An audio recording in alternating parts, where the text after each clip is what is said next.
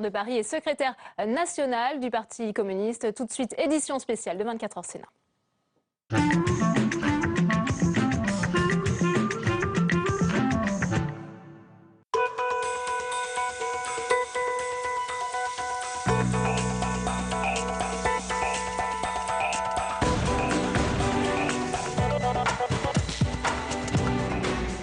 Bonsoir à tous et bienvenue en direct sur Public Sénat. Nouvelle édition spéciale ce soir. Voici les titres.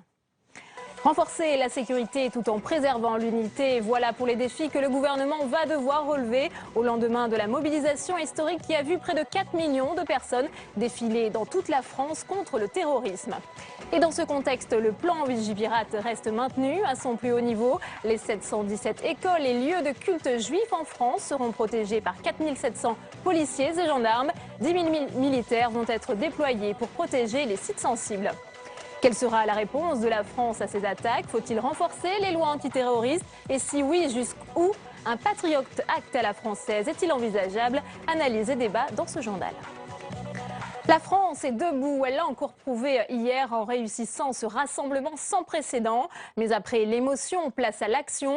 Pour le gouvernement, les défis sont nombreux. Il faut rassurer et préserver l'union sacrée née hier dans la rue après les attentats terroristes qui ont fait 17 morts en 2 jours. Bernard Cazeneuve, le ministre de l'Intérieur, a reçu cet après-midi les représentants des partis politiques. De nouvelles mesures pourraient être annoncées dès demain matin. Écoutez la réaction à ce propos de Jean-Vincent Placé, le président du groupe écologiste au Sénat.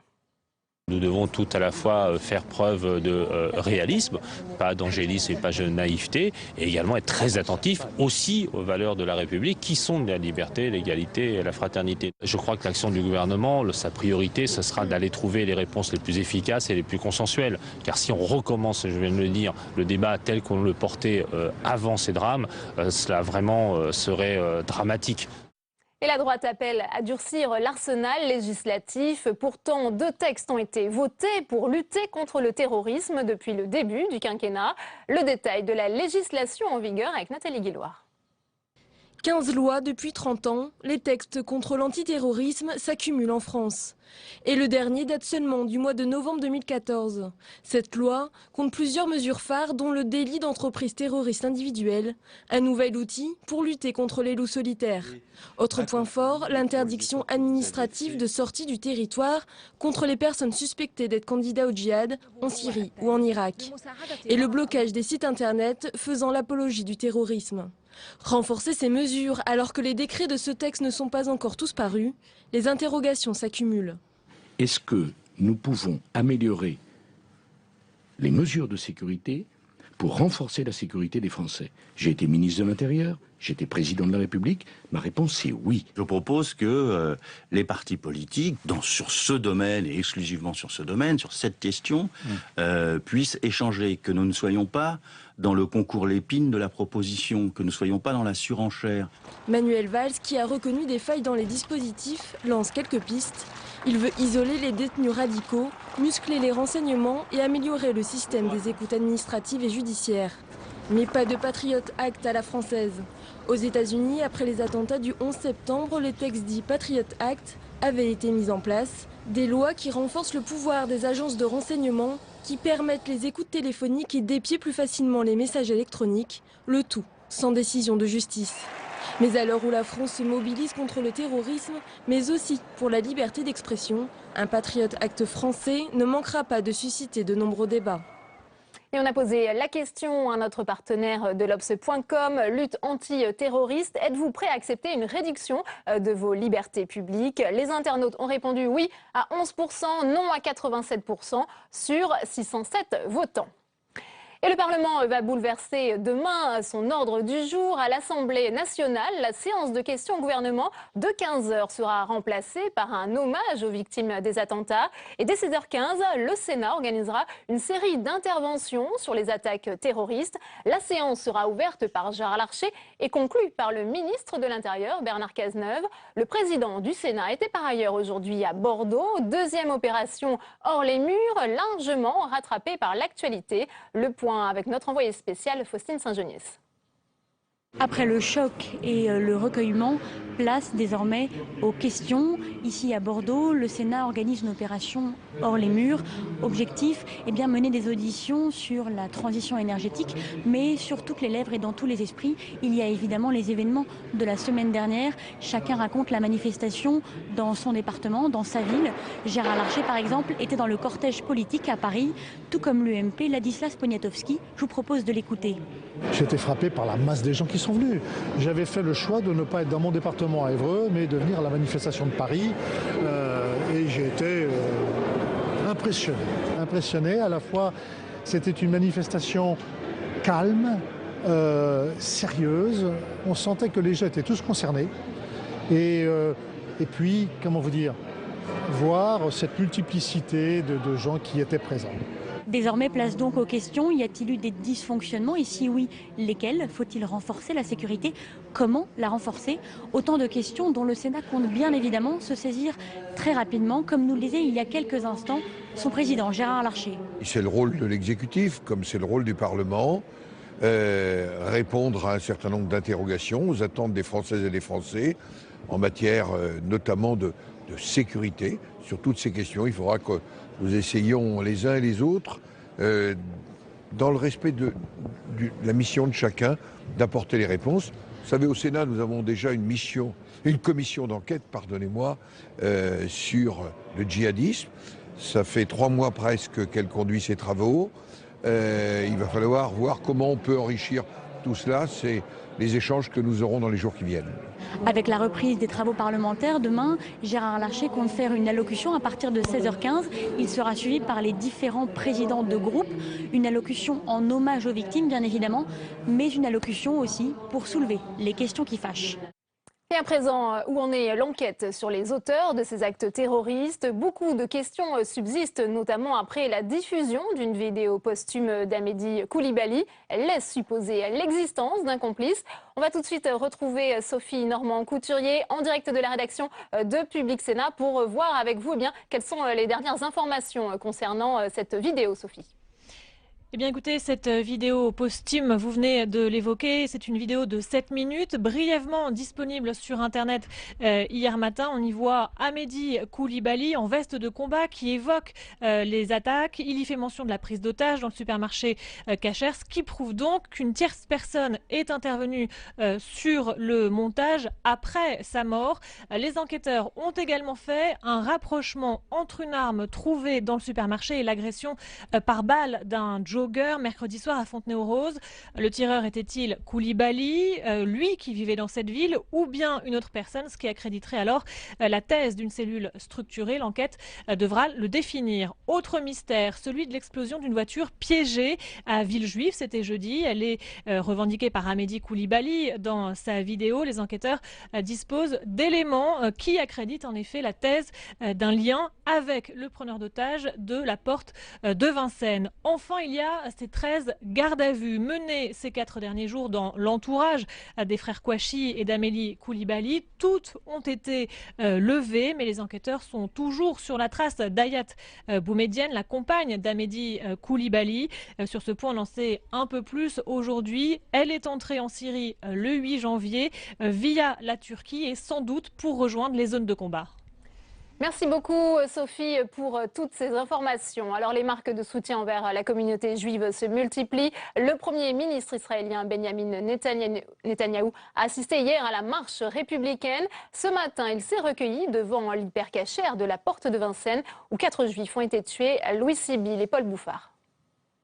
Une journée de plus. Le Premier ministre israélien sera resté une journée de plus pour se recueillir à Vincennes devant le supermarché Cacher, loin des caméras. En pleine campagne électorale, cette visite en France est très politique. Selon des quotidiens locaux, il n'était pas invité aux manifestations d'hier. François Hollande a accepté à la condition que le Palestinien Mahmoud Abbas soit aussi présent à la Grande Marche. À la Grande Synagogue de Paris, le chef du gouvernement israélien a exhorté une nouvelle fois les Juifs de France à faire leur alia, c'est-à-dire à venir habiter en terre promise, en Israël. Tout juif, toute juive, qui souhaiterait monter en Israël et émigrer en Israël, יתקבלו על ידינו בזרועות פתוחות ובלב חם וחפץ. Avec les bras ouverts. Ce matin, la Marseillaise est encore chantée à Vincennes. Mais les mots de Benyamin Netanyahou ont aussi fait mouche. Son déplacement, il a été primordial. On sait qu'on a un pays, puisque ici, on n'est plus en sécurité. Face aux menaces, un dispositif de sécurité sans précédent a été mis en place. 700 lieux de culte et écoles juives sont désormais protégés par plus de 4000 policiers et gendarmes. Bernard Cazeneuve a visité une école juive dans le quartier du Marais à Paris. Il se veut rassurant.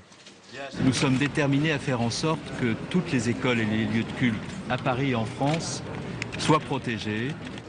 Malgré ce dispositif, beaucoup de juifs de France ne se sentent plus en sécurité. En 2014, ils étaient 7000 à partir pour Israël. C'est 2 fois plus qu'en 2013. Et Ségolène Royal se rendra en Israël pour les funérailles des 4 juifs tués porte de Vincennes.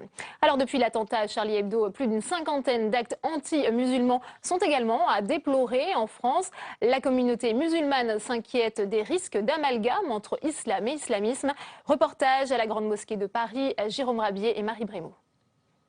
Les responsables religieux musulmans étaient dans la rue hier aux côtés des politiques et de nombreuses personnes de confession musulmane ont pris part aux manifestations dans toute la France. Face aux demandes de se désolidariser des terroristes, les fidèles rejettent les confusions. Il faut être fier de sa religion, il faut dire que je suis musulman à part entière. Pourquoi je me justifier? Pourquoi? Parce que moi j'ai bien compris mon islam, je pratique bien mon islam, je dois le justifier. Pourquoi le justifier? Parce que je nuis, donc... La nuisance, moi, je la nie et je ne la connais pas. Voilà. Les musulmans, ils se sentent un peu concernés et puis un peu rejetés de l'autre côté. On essaie de faire des efforts pour dire que non, c'est pas ça l'islam, c'est tout. Ici, à la Grande Mosquée de Paris, comme dans toute la France, les imams ont évidemment parlé des événements tragiques de ces derniers jours. Les responsables des mosquées ont eu tendance à condamner ces actes comme tout le monde, comme un musulman quelconque, un Français quelconque. On est avant tout des Français, donc voilà. J'aurais un message à apporter à tous les Français en général, ce serait stop aux amalgames et faisons la paix. La crainte des fidèles est d'être stigmatisés, au travail ou dans la rue, et les attaques de lieux de culte musulmans ces derniers jours ne sont pas de nature à les rassurer. D'autant que l'islamophobie ne date pas de la semaine dernière. Cette islamophobie-là, elle est récurrente, les amalgames se font depuis longtemps et on a beau jeu aujourd'hui de dire ce sont les amalgames. Il y a un moment qu'il aurait fallu s'inquiéter. Je suis farouchement républicaine et sereinement musulmane, comme des millions de musulmans. Et ça, ce n'est pas dit assez. Partagés entre espoir d'union nationale et crainte d'être stigmatisés, les musulmans français montent au créneau pour dire non aux amalgames et pour défendre l'islam tout simplement face aux dérives d'une minorité. Et les invités de cette édition spéciale avec nous ce soir sur ce plateau, Lydia Aguirous, bonsoir. Merci d'être avec nous. Vous êtes l'auteur de Allah est grand, La République aussi, aux éditions Jean-Christophe Lattès. Merci d'être avec nous. Jean-Claude Lattès, pardon. Avec nous également Isabelle Lecalennec, vous êtes porte-parole de l'UMP, députée d'Ille-et-Vilaine. Merci d'être sur ce plateau. Avec nous également Samia Ghali, bonsoir, sénatrice socialiste des Bouches-du-Rhône. Merci d'être avec nous. Et Mickaël Zamès nous a également rejoint sur ce plateau. Alors Mickaël, eh bien, quel bilan peut-on tirer pour le chef de l'État de cette séquence, de ces 5 jours? Sans faute, ou presque, il y a 3 temps, les images, l'attitude, le symbole. Tout d'abord les images, vous le rappelez peut-être, de cette impression de visage très grave du président de la République qui a accueilli hier les 44 dirigeants européens.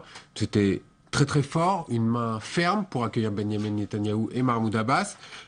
Un visage un petit peu plus souple quand il s'agit d'accueillir les anciens premiers ministres et son ancien premier ministre Jean-Marc Ayrault, à qui il a accordé même une petite bise. Et puis cette photo avec Angela Merkel qui nous a aussi peut-être un peu fait sourire, et cette image de couple soudé, tout ça, c'était de la communication politique. Alors à ceux qui disent qu'il n'y avait plus de politique pendant ces quelques jours, ce n'est pas vraiment vrai, mais c'était de la bonne politique pour une fois. Il y a aussi les attitudes. L'attitude, c'est ce père protecteur qui a ouvert les bras, qui n'avait plus qu'à finalement accueillir la douleur des familles, mais qui était là, il était le chef de l'État, était présent, il était au cœur du symbole français. Et puis donc, je disais, ce symbole, c'était Paris, au centre du monde hier. un président applaudi sur son passage, ce qui effectivement ces derniers temps n'était pas vraiment assuré pour François Hollande, et personne n'a été oublié, les familles des victimes. Bref, c'est un passage presque réussi et sans faute pour le chef de l'État, mais j'allais dire que le plus dur commence, parce que les Français sont descendus dans la rue. Ils ont demandé cette unité nationale. Il faut que ce sentiment d'unité nationale puisse perdurer. Et il sera donc le garant de cette unité. En tout cas, il le faudra. Merci beaucoup, Mickaël. Alors, vous l'avez peut-être remarqué en haut à gauche de votre écran, eh bien, cet hashtag « La marche continue », c'est une initiative de Public Sénat, eh bien, pour que cette unité nationale, cette union sacrée, cet élan citoyen que l'on a vu hier dans toute la France continue. Public Sénat recense toutes les bonnes initiatives citoyennes. Plus d'informations sur publicsénat.fr. Alors, on va revenir sur cette mobilisation sans précédent hier avec nos invités ce soir. Isabelle Callennec, on a entendu aujourd'hui, il faut des mesures exceptionnelles, mais pas de précipitation de la part du gouvernement. Quelle doit être la réponse de la France à ces attaques terroristes? Avant, si vous me permettez, je voudrais rendre hommage à tous les Français qui se sont mobilisés. Ils ont été très nombreux. Personnellement, j'étais dans ma circonscription en Bretagne. Et vraiment, ça a fait chaud au cœur de voir à quel point les Français, quand l'essentiel est en jeu, savent se rassembler. Alors aujourd'hui, ils ont une exigence vis-à-vis de nous, les politiques. Et cette exigence, c'est que cet esprit du 11 janvier perdure. Ça veut dire qu'ils attendent de nous qu'on prenne des dispositions très concrètes pour lutter contre le terrorisme. On l'a vu, il peut nous frapper à n'importe quel moment. Ils attendent aussi de nous qu'on progresse dans ce qu'ils appellent le vivre ensemble. Ça veut dire tous des mots qu'il va falloir redéfinir tous ensemble de façon apaisée. En tout cas, l'UMP est prêt. Le président Nicolas Sarkozy s'est exprimé ce matin sur RTL. Il a été très clair. Il faut prendre des mesures tout de suite. C'est possible. Il faut aussi qu'on puisse travailler ensemble, sans arrière-pensée, mais dans un esprit, je dirais, d'efficacité et de pragmatisme. Samia Ghali, une réaction à ce que vient de dire Isabelle Callennec. Il faut effectivement repenser cette question du vivre ensemble, notamment. Je crois que d'abord, ça dépend si on parle des politiques ou des Français. D'abord, sur la question politique, ça me paraît évident que la classe politique doit être rassemblée face à des actes terroristes et lorsque la France est en danger. Aujourd'hui, la France est en danger, donc il n'y a pas de débat et je crois que les mots sont justes. Sur la question des Français, vous savez, il y a, oui, des mots, beaucoup de mots qui ont dans ces marches, solidarité, amour, la fraternité, mais il faut aussi que dans les actes, on les retrouve. Il ne s'agit pas seulement que ce soit... Comment on fait justement pour transformer cette union? Il faut déjà qu'il ne faut pas de stigmatisation des populations. Il faut arrêter aussi de parler des religions. Moi, j'en ai ras-le-bol aussi dans ce pays où on met toujours... Oui, mais parce que peut-être que c'est nous, c'est notre faute d'avoir mis à chaque... dans la politique, les questions de religion, dans l'école, les questions de religion. Et à chaque fois, la religion est au milieu, au cœur, finalement, d'un pays qui est le pays de la République et le pays des droits de l'homme. Je crois qu'il est important que les religions restent là où elles sont, dans la sphère privée, et qu'on n'ait plus à se justifier. Vous vous rendez compte, moi, ce qui me fait de la peine aujourd'hui? Vous savez, ce qui me fait de la peine, c'est que de voir, depuis ces derniers jours, à chaque fois, des musulmans, en tout cas des Français quand même, d'origine, enfin de confession musulmane, qui sont obligés de s'exprimer en disant « je suis musulman, mais je suis français et je condamne ». Mais enfin, où on vit? Je crois qu'il y a aussi beaucoup... Regardez, peut-être la transition est toute faite. On a oublié la laïcité. C'est ce que vous dites également, Lydia Guirouz, dans votre ouvrage. Bien sûr, on a oublié la laïcité. Et je crois que les élus ont aussi leur part de responsabilité là-dedans. Parce qu'on a trop souvent... concéder du terrain sur cette question de la laïcité. On en a parlé comme d'une chose qui n'avait pas vraiment de sens, qui était là, mais bien lointaine. Or, lorsqu'on met des horaires pour exclusivement les femmes dans des piscines, lorsqu'on vote une loi en 2010 qui interdit la burqa et qu'aujourd'hui, dans les quartiers populaires, il y a énormément de burqa, y compris, là, j'étais à Paris et j'ai traversé Paris et j'en ai vu, et bien là, on donne un feu vert aux islamistes radicaux en leur disant « nous sommes faibles, allez-y, gagnez du terrain ». Et quand ils gagnent du terrain, ils font de la peine à qui? Et ils font du mal à qui? Ils font du mal aux Français, citoyens français de confession musulmane qui sont intégrés dans leur grande majorité, qui travaillent. Ils ne font pas de mal aux autres radicaux, aux autres islamistes radicaux comme eux, parce que ceux-là vivent en dehors de la communauté nationale. Les premières victimes, bien sûr, pour moi, ce sont d'abord les journalistes, c'est également la police. On va laisser répondre les parlementaires, et les juifs. Mais sur la question de l'amalgame, je pense que j'ai trouvé qu'il y avait quelque chose d'indécent à tout de suite parler de l'islamophobie et de l'amalgame. les parlementaires, les politiques que vous interpellez, est-ce qu'on a laissé les islamistes radicaux gagner du terrain, Isabelle de Calenac? Ça, c'est une certitude. Aujourd'hui, la parole, elle se libère. C'est terrible d'avoir été obligé d'en arriver là, parce qu'il y aura en effet un avant 7 janvier et un après 7 janvier. Moi, je pense qu'il faut qu'on fasse un état des lieux très clair sur la situation, comment les uns et les autres perçoivent et sentent en effet la société. Je crois qu'on ne peut pas s'exonérer de ça.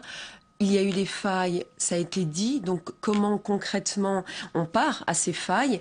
Et je crois qu'il faut le faire sans arrière-pensée, sans tabou, sans bien évidemment récupération. C'est très important. Les Français ne nous demandent pas si on est de droite, de gauche, de confession catholique, musulmane ou autre. Ils nous demandent d'avoir une politique efficace pour qu'en effet l'intégration, voire l'assimilation, soit réussie en France. Et donc on a une responsabilité, mais pas que nous. Vous-même, les médias avaient une responsabilité, les magistrats ont une responsabilité, les enseignants ont une responsabilité, les familles ont une responsabilité. On était tous dans la rue, on a tous une responsabilité. Évidemment, les politiques prendront la leur. Samia Ghali, passé ce constat, effectivement, tout le monde a peut-être une responsabilité. Qu'est-ce qu'on fait concrètement, justement? Alors, on sait qu'en France, il y a cet arsenal législatif déjà très complet pour lutter contre le terrorisme. Ça vient donc au-delà d'un durcissement de l'arsenal législatif et juridique. Moi, je me sens assez à l'aise là-dessus. Parce que, vous savez, j'avais dit déjà il y a quelques années, j'avais été la première à réclamer l'armée. On s'en souvient, effectivement, dans les quartiers. Pour deux choses, je l'avais réclamé. La première, le trafic de drogue, certes. Mais la deuxième, pour les trafics d'armes. Voilà, et je l'avais dit. On est en République, et quand on a en République, dans un pays comme la France, des armes de guerre, et quand n'importe qui peut acheter une arme de guerre comme il achète une paire de baskets en France, eh bien, ça pose un problème. Ça pose un problème. J'avais dit que la question de l'école, ou le décrochage scolaire, c'est-à-dire que des enfants qui ne vont plus à l'école à l'âge de 13, 14 ans, s'ils sont à l'école de la rue, malheureusement, c'est l'école du crime. La problématique des prisons, on découvre aujourd'hui les prisons, et on est bien placé à Marseille, dans les Baumettes, les prisons des Baumettes, plus grande prison quand même de la région, où finalement c'est une passoire, on est capable de tout rentrer. On l'a vu récemment. Donc ça veut dire quoi? Ça veut dire que tout ça, c'était, et je l'ai dit, c'est l'école du crime aussi. Malheureusement, la prison, c'est l'école du crime et du vice. Alors donc tout ça, on le découvre aujourd'hui, tant mieux. Malheureusement, il a fallu des morts pour qu'on en arrive à se dire finalement on va vraiment tout reprendre à zéro. Moi je le souhaite, mais j'espère qu'on ne fera pas des erreurs, parce que là on n'a pas droit à l'erreur. Vraiment, on n'aura pas le droit à l'erreur, parce que les Français qui étaient dans la rue, ils attendent beaucoup de choses de nous, les élus, quels qu'ils soient d'ailleurs, parce que personne n'en sortira indemne dans cette affaire-là, et ils auront raison en plus. Didier Aguirre, vous souhaitiez intervenir? Oui, le problème, c'est qu'il faut maintenant nommer les choses correctement. Il y a un problème dans les cités en France. Il y a un problème avec l'islam radical. Il y a un problème avec le trafic de drogue. Il y a aussi un problème avec l'islam. Il n'y a pas d'islam de France aujourd'hui. Et je crois que le Conseil français du culte musulman doit être refondé pour mettre en place un islam de France qui soit un islam humaniste et républicain. Et ça, il faut le faire d'urgence, parce qu'il n'est pas normal d'avoir... Alors justement, Nicolas Sarkozy a reparlé de la création peut-être d'une autorité théologique pour encadrer le prêche des imams. Que pensez-vous de cette proposition? Et même diplômer des imams, parce qu'aujourd'hui, on a des imams dans certaines mosquées qui sont des imams radicaux, qui encouragent à la haine de la France et qui encouragent également au départ au djihad. Et ça, c'est intolérable d'avoir ces personnes-là. Il faut les dégager. Il faut les sortir de France. Elles ne doivent pas être sur notre territoire. Isabelle de Calenac. Oui, non, pour confirmer, effectivement, le président Sarkozy rencontrera bientôt les autorités musulmanes. Ça, ce sera la première chose. C'est important d'avoir un dialogue. Il rencontrera également les syndicats de policiers, la gendarmerie aussi, qui tous ont fait un travail remarquable. Ça faisait plaisir de les voir applaudis dans les manifestations. On aura également demain une rencontre avec le ministre de l'Intérieur, et on reproposera des amendements qu'on avait déposés pendant l'examen de la loi sur la lutte contre le terrorisme, en espérant qu'à la lumière, malheureusement, de ces événements, ils aient une autre approche. Et on a demandé également, pour commencer nous aussi à prendre nos responsabilités, je crois qu'au Sénat, vous allez y travailler aussi, la création d'une commission d'enquête pour faire toute la lumière de ce qui s'est passé. Et en effet, de tout ce qui a pu s'installer jusqu'à présent et qui ne peut plus durer sur notre territoire. C'est important aussi sur les questions des musulmans. Enfin, moi, je ne suis pas pour une organisation nationale de la Elle est là, il faut non, mais ça n'existe pas. Elle euh, n'existe pas. On a fait exister quelque chose qui n'existe pas en réalité dans Mm. l'islam. Mais ça, c'est encore un autre débat. Mais voilà. En tous les cas, ça ne fonctionne encore pas, une fois, peut-être. visiblement. Oui, mais C'est ça, justement, parce qu'il y a pas de oui, mais clergé. justement, Alors, je pense peut-être que qu'on c'est au peut- moment on peut où on mettre a en voulu place des l'organiser choses que en malheureusement on a créé Non, parce que des failles. Mais bon. radical, il est là depuis plus de 10 ans, 15 ans, il s'est justement, installé. mais depuis quand on a créé aussi Non, nos... non, après, c'est c'est pas mon une invention. Allez-y, Samia Ghali, allez-y. Juste, Faut pas faire de je dis juste une chose, c'est que la problématique, c'est bien sûr certains imams, certains, je dis parce que d'autres, au contraire, prônent... Effectivement, il y a beaucoup d'imams modérés, il faut le rappeler. Modérés, il faut le rappeler quand même. Mais certains, c'est pas ceux... Bien sûr, il faut surveiller ceux qui viennent malheureusement inciter à la haine, mais et ceux qui viennent en vacances pour apporter du grain à moudre à ceux-là. À qui on ouvre nos portes, qui rentrent sans problème, sans difficulté, avec des visas, sans discussion. Ceux-là. Alors qu'est-ce qu'on fait, Samia Ghali? Non, mais qui les surveille, d'un ceux-là? Patriot Act à la française, alors vraiment, si on en vient comme aux États-Unis, avec un durcissement des libertés publiques, Vous savez, de l'arsenal après l'attentat chez Charlie Hebdo, les cartes d'identité qui ont été laissées dans les voitures des frères Kouachi étaient quand même des cartes d'identité françaises. Donc la vermine, elle est déjà présente sur notre territoire. Je parle pas de ça. Pour moi, c'était pas assez clair. Donc moi, je pense qu'aujourd'hui, le problème, il est bien de chez nous. C'est pas des personnes qui viennent de l'étranger, qui viennent forcément de Syrie ou d'ailleurs pour venir commettre des attentats. C'était des Français je reprends ce que j'ai dit parce qui ont que c'est pas... Ne été... détournez pas ce que j'ai dit. J'ai pas dit ça.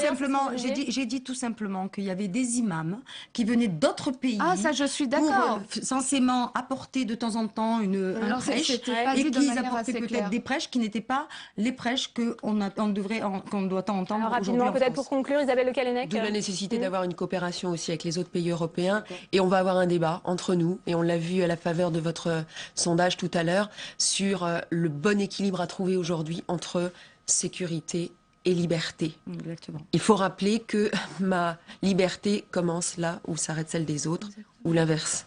Hein. Samia Ghali, c'est envisageable un Patriot Act à la française? Est-ce que c'est ce qu'on a pu entendre ces derniers jours? Moi, j'ai pas de doute là-dessus. Franchement, je n'ai aucun doute sur... Je pense que tous les partis politiques, en tout cas dans leur grande majorité, ont montré, d'abord parce qu'on a tous quand même l'amour de notre pays, qui est la France. Je crois que ça, c'est quelque chose qui nous rassemble les uns et les autres. Et moi, j'ai pas de doute et je suis fière de ma classe politique aujourd'hui. Merci, mesdames, d'avoir participé à ce débat, d'avoir été les invités de ce 24h Sénat. C'est la fin de cette édition. Merci à vous de l'avoir suivi à 22h. Édition spéciale autour de Sonia Mabrouk et de ses nombreux invités. Et avant de se quitter, retour en images sur ce dimanche 11 janvier, journée de mobilisation exceptionnelle qui marquera à jamais l'histoire de notre pays. Des images réalisées et sélectionnées par nos journalistes François Vignal et Paul Bouffard.